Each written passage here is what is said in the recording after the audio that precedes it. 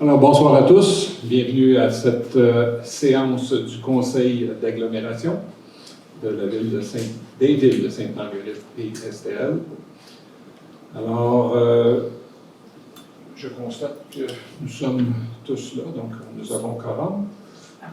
Sauf Marie-Ève, exactement. Pardon.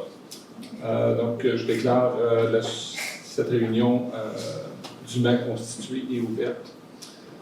Le deuxième point, c'est l'adoption de l'ordre du jour. Donc, tous les membres ont reçu l'ordre du jour. Est-ce que vous êtes en accord avec l'ordre du jour? Oui. Parfait, merci. La période de questions. Donc, si les gens dans la salle ont des questions sur les sujets qui ont été portés à l'ordre du jour, vous pouvez poser des questions sur ces sujets-là dès maintenant. Sinon, il y aura toujours la période de questions générales à la fin de cette assemblée. Est-ce qu'il y a des questions? On procède donc avec le point 4, qui est l'approbation du procès verbal de la séance ordinaire du Conseil, qui a été tenue le 20 avril et à 18h35. Donc, tous les membres ont reçu une copie du procès verbal. Est-ce que tout le monde est d'accord avec son contenu? Oui. Au point 5, l'adoption du règlement AG 056-2025. Et ce règlement-là décrète une dépense et un emprunt qui porte un montant maximum de 7 389 972 $. Et le tout pour des travaux de réfection du chemin maçon. Et ça, c'est sur le chemin Sainte-Marguerite. Et le chemin le chemin maçon. Sur le chemin maçon, entre le chemin Sainte-Marguerite et le chemin d'Entrelacs, et ainsi que la rue des Lilas pour un tronçon de 218 mètres.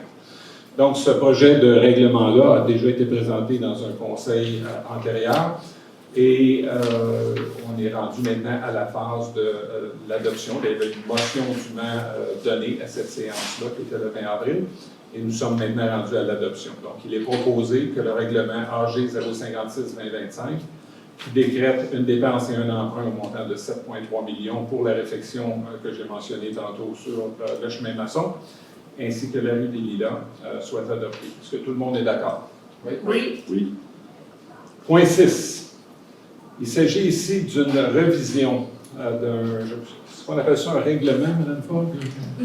Bien, appelle ça une directive ou une politique. D'accord, une politique. C'est concernant l'utilisation d'une autre langue que la langue officielle. Donc, c'est pas qu'il n'y a rien qui a changé, sauf qu'il fallait que ça soit fait à la fois pour la ville de Sainte-Marguerite et à la fois pour l'agglomération, ce qui n'avait pas été fait, je comprends, dans le passé. C'est en 2023, ça. Ça avait été fait que pour la ville. Que pour la ville. Donc, il s'agit tout simplement de corriger la situation, de faire en sorte que le conseil d'agglomération adopte la même directive. Donc, il est proposé que la directive relative à l'utilisation d'une autre langue que la langue officielle de la ville de Sainte-Marguerite du Lac-Masson et de l'agglomération de Sainte-Marguerite-Estérel, surnommée maintenant la version 1.1, soit adoptée. Est-ce que tout le monde est d'accord? Yes, sir. Oui. Peut-être. Toujours dans le même cadre, il y a lieu de faire une désignation d'un émissaire et des aides émissaires municipaux. Donc, il est proposé que Mme Julie Fogg soit désignée émissaire de langue française pour l'agglomération de Sainte-Marguerite-Estérel et que Mesdames Farran et Leclerc soient désignées aides émissaires. Est-ce que tout le monde est d'accord? Oui. Point 8. Il s'agit d'une recommandation sur le décompte progressif numéro 8, l'agrandissement de la caserne. Pour ceux qui ont passé récemment, le tout arrive presque à sa fin. La toiture a été refaite, la partie centrale. Donc, il s'agit du paiement numéro 8, comme j'ai mentionné. Donc, il est proposé que le Conseil accepte la 8e partie des travaux exécutés dans le cadre du dossier de la caserne et autorise la trésorerie à acquitter un paiement au montant de 145 183 plus taxes applicables. Est-ce que tout le monde est d'accord? Oui. Nous sommes rendus à la période de questions. Est-ce qu'il y a des questions dans la salle? À propos de la caserne, Oui. est-ce que vous êtes satisfait de la façon que les travaux se sont déroulés depuis le temps que c'est commencé? Je dirais que oui, depuis que nous, on est là, ce que j'ai pu voir et constater, là, j'ai été à 2 reprises. Il était dans les temps.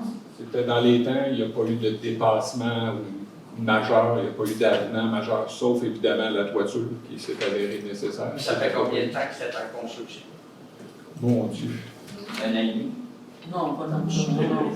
Il n'a même pas commencé l'été passé. Le contrat juillet 2025 qui a été donné. Et ça a commencé par la suite. C'est ça. Depuis l'automne passé. 6 mois. Fait que j'espère qu'on ne les reprendra pas, c'est à ça. Ah non, on vient de travailler. Pas On prend notre... Si vous regardez juste qu'est-ce que vous avez fait à la fin, vous avez décidé de changer le bout de couverture qui coulait. Mais regardez votre couverture, on dirait qu'elle est rénovée. Au lieu d'avoir une belle couverture, il y a un petit bout là. Le dernier bout sur le côté de Bob Gauthier, là, ça n'a pas été fait, ça. Non, mais c'était pris Ouais, comme mais- ça. Oui, c'est ça, mais regardez là, tandis qu'au prix que ça a coûté, là, pour le peu de tôle que ça aurait pris, ça aurait eu l'air d'une construction. Mais ce bout-là, il était plus récent que les autres. Si vous ne voyez pas ça, ben là, c'est mieux. On prend note de vos commentaires. Parfait. Est-ce qu'il y a d'autres questions, Mme Dical? Ben, à propos du règlement d'emprunt, je suis maçon, la dépense signifie combien par propriété? Avez-vous une subvention? Allez-vous en chercher? Il y a une subvention, hein, c'est de... À l'agglomération, à la ville, il y a la TECQ. À l'agglomération, il n'y en a pas. Puis ça représente 113,36 pour Sainte-Marguerite-du-Lac-Masson et 357,43 pour Estérel par propriété.